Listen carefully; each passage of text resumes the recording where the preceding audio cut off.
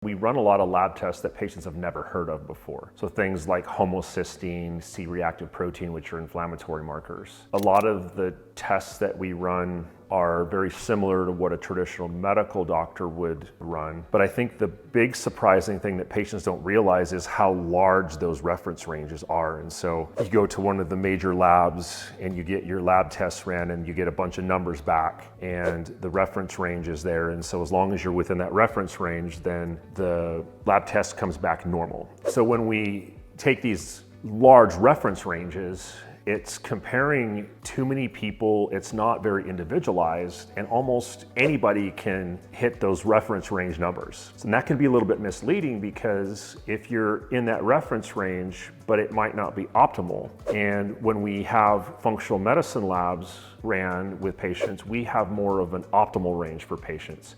And it might consider age, it might consider gender, because certain lab values, at least in my opinion, are different for men versus women, or for a young person versus an old person. So when we take all that into account now, we can customize and individualize someone's nutritional profile or someone's overall health profile, because now those lab values have been individualized for that person.